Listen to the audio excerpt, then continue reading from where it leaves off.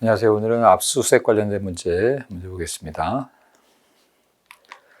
전자정보가 담긴 저장 매체 또는 복제본을 수사기관 사무실 등으로 옮겨서 이를 복제, 탐색, 출력하는 경우에도 그와 같은 일련의 과정에서 형사법 219조 121조에서 규정하는 피해 압수수색 당사자나 변호인에게 참여의 기회를 보장하고 혐의 사실과 무관한 전자정보의 임의적인 복제 등을 막기 위한 적절한 조치를 취하는 등 영장주의 원칙과 적법 절차를 준수해야 된다.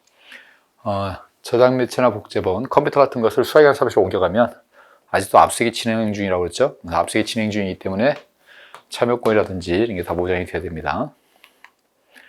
수사기관이 2022년 9월 12일 가벌 성폭력범죄의 처벌 등에 관한 특례법 위반, 카메라 등 이용 차량의 현행범으로 체포하면서 휴대전화를 임의 제출받은 후 피해자 신문 과정에서 갑과 함께 휴대전화를 탐색하던 중 2022년 6월경에 동일한 범행에 관한 영상을 발견하고 그 영상을 갑에게 제시하였으며 갑이 해당 영상을 언제 어디에 촬영한 것인지 쉽게 알아보고 그에 관해 구체적으로 진술했던 경우에 갑에게 전자정보의 파일 명세가 특정된 압수 목록이 작성 교부되지 않았더라도 갑의 절차상 권리가 실질적으로 침해되었다고 볼 수는 없다.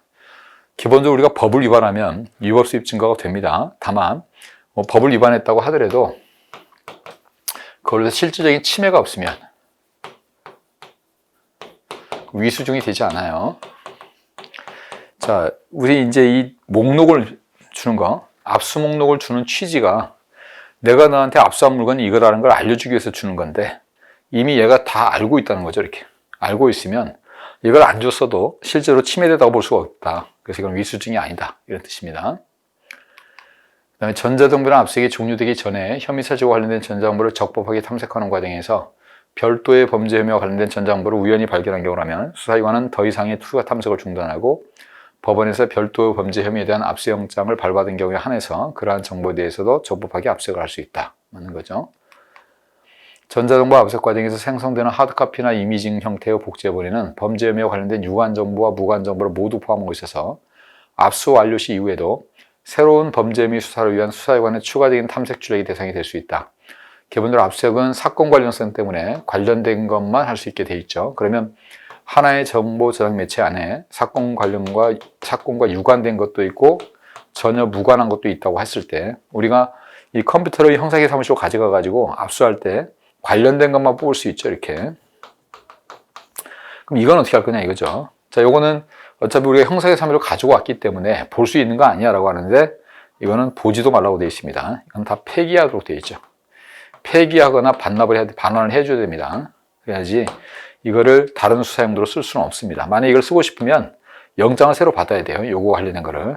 그래서 이거 무관한 거, 새로운 범죄 혐의로 위해서는 추적 대상될 수도 없고 열람도 안 됩니다. 영장으로 한 요 관련된 거, 요것만 출력하고 열람할 수 있어요.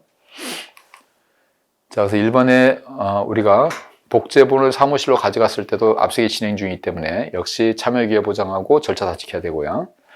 그 다음에 이렇게 관련된 증거본이 나왔을 때 전자정보 파일 명세가 특정된 목록을 주지 않았지만 이미 피고인이 그걸 다 알고 있기 때문에 주지 않았어도 위법이 아니라고 보는 거고요. 그 다음에 우연히 별건은 관련된 증거가 아닌 우연히 다른 걸 발견했을 때는 중단하고 영장을 받아야 됩니다.